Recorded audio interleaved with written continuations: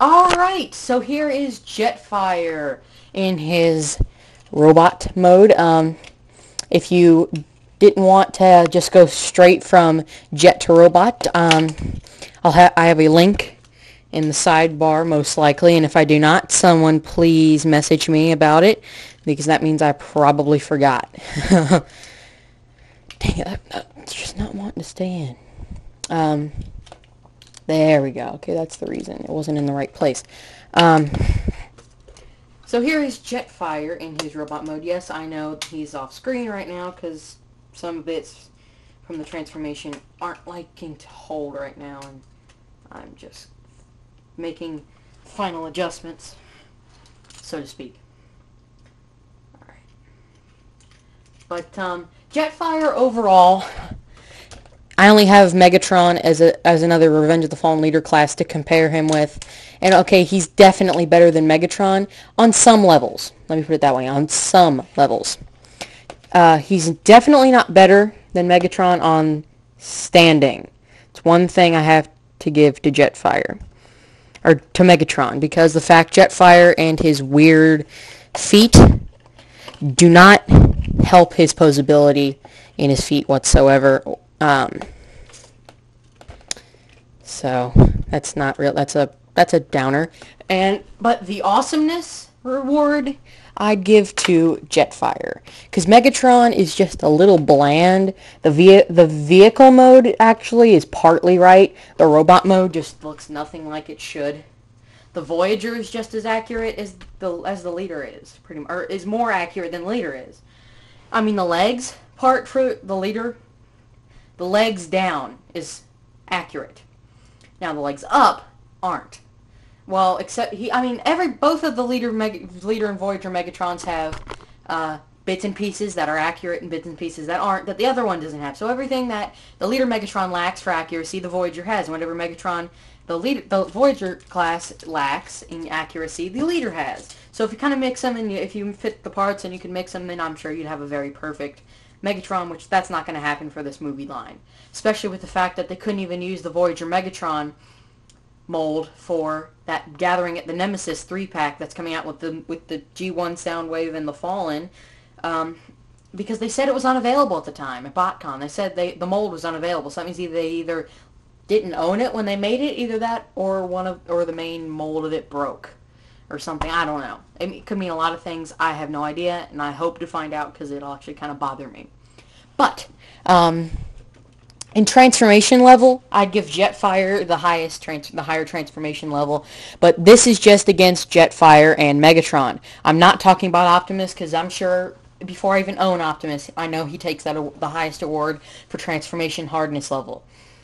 The weakest leader class that we have right now would definitely be Megatron, because of the fact that he is barely accurate. The gun arm sucks. This arm looks like he's flipping you off or picking his nose. I don't know where these came from. They're on the back of the Voyager, so obviously the only real thing that's accurate is the legs down and this, his little jetpack things. So, like I just said, the least accurate leader that we have is Megatron. So I guess they put all their budgeting into the good leader class toys and Optimus and Jetfire, because Megatron just he's okay, but they could have done a lot more wonders with the leader class toy. I mean, a lot more. So on to Jetfire. Very cool figure. Like I noticed in the transformation video, has a different third sound effect I'd never heard any reviewer talk about him with. He has a third sound effect that sounds like it's not a transforming noise, but it sounds like steam letting out of engines, and it just kind of sounds odd. It's in the middle of my transformation video for him. But he does have his voice, but it's Scottish instead of English. So obviously you can tell Mark Ryan did not voice this. And actually, like I said in the transformation video too, there's actually only one light. If you pull up this chest bit, the inner chest bit is where that little lever is down here that actually activates the Jetfire voice, which you can activate in both modes actually. Because on the underside there's a little button that you can obviously see that activates the voice gimmick for Jetfire. So he can talk, saying Jetfire's my name in SR-71 Blackbird mode, but beside that, very cool. I wish they would have given a little more hard plastic to the head, but, other than that. Okay, actually, I just remembered something I forgot to say. But, like I was about to say, now, if you look in, if you take out this chest bit, fold it up, like you do in the transformation, there's actually one peg here and one light there. So when you actually press that down, only one light is there. I showed that off in my transformation video. So anything that you want to see that you could possibly see about Jetfire's inner parts that you can see, you'll be able to see during the transformation video. So, like I said before, if the link is not in the right sidebar there, one person personal message me. And if you're about to personal message me, double check, because I don't want 1,000 personal messages. I'm sorry, guys, but I only really want a few personal messages reminding me. You know what? Go ahead and personal message me, but before you message me, check the sidebar, because it may not be there. It might not be there now, but it probably will be. But this lever actually doesn't have anything, and there's that spring inside. But if you fold it down, if you hold the head, it can't go up. It can only go to this point. It can only go like 3/4 of the way, because then the head has a mechanism in it that only makes the thing move. Well, and also the lighting here activates, and lighting here. Now he has red painted eyes, but if you have it dark enough, and if you look straight at his face, you can see that the eyes do light up from the lights up here, but they just don't get very lit up, because one, they're painted, and two, there's no actual LEDs in the eyes. But very cool. I'm not going to go over the articulation. Most of it's ratchet joints on the arm and ratchet joints on the leg due to the transformation to stay sturdy. But other than that, that's really his own only articulation. Other than the hands can rotate, because depending on what chain you want to put the cane in, which probably is going to be that one, because this one has the gun arm, the gun, because there's only one little area it can peg in, and that's right there. And if I wobbled this table, Jetfire would fall over, because these knee joints aren't, I mean, they're strong enough to hold him, but not nearly as strong as they should be. They're ratchet joints, I believe, too. I'm not sure, but I believe. And they aren't nearly as strong as they could be. I mean, they could be almost, you have to break them to transform them, but, I mean, not literally break it, but. And one other thing I thought that they could have gotten rid of was these. No use in robot, no use in vehicle. I don't know if they're accurate or not, and they in the original, the pictures on the back of the box, which were taken very early. The Photoshop pictures are the first official pictures we see, and then the actual official pictures, which are most likely mistransformed, were both the same thing. So obviously they were kind of losing something with Jetfire. Obviously there was something going wrong with Jetfire.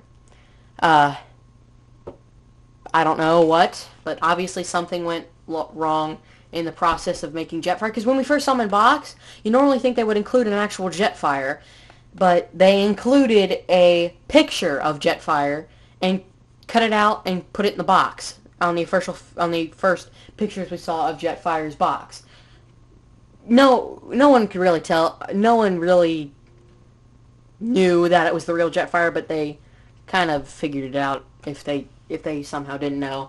But also a size comparison, I have Jolt, which going head to head, he only goes up to about his upper or lower waist. And I have a Universe figure, Darkwing, or Darkwind, and it's Darkwing actually. His head goes to Jetfire's chin, which I need to get another one of these, or find a missile. If anyone happens to have a missile for Darkwing, they don't mind, please tell me about it, because I'm thinking about just buying another missile. Either that or finding a Junker Silverbolt with a missile or something, I don't know. Because it's really the same thing. I might just go ahead and buy another one, because this one has some loose joints on it too, but. Okay, besides that point. Here we have him. Very cool figure. Very nice. I suggest him. Of course, I know Jetfire Part 1 is vehicle, Part 2. I hate doing Part 1 and Part 2s, but I guess I have to for Jetfire. Didn't have to for Megatron, but Jetfire is just so much to talk about. I couldn't. But ratchet joints here, ratchet joints on the arm, ratchet joints on the knee, and that's it. So here you have Transformers: Revenge of the Fallen, Leader Class Jetfire. and his amazingness, but yet he's the shortest leader class toy, but best leader class toy next to Optimus ever. But I'm probably going to revise that when Leader Starscream comes out. Jetfire will probably be the third best in Megatron no matter what. Unless they release like some leader class barricade or something, he's probably going to be the worst Revenge of the Fallen. You know what figure I would really like to see, just my little bit here? A leader class Demolisher. Now how freaking awesome would that be?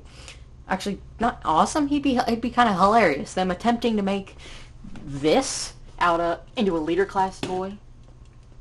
Hasbro attempting to make this into a leader class toy. Yeah, that'd be a big laugh. But there you have him, Revenge of the Fallen Leader Jetfire.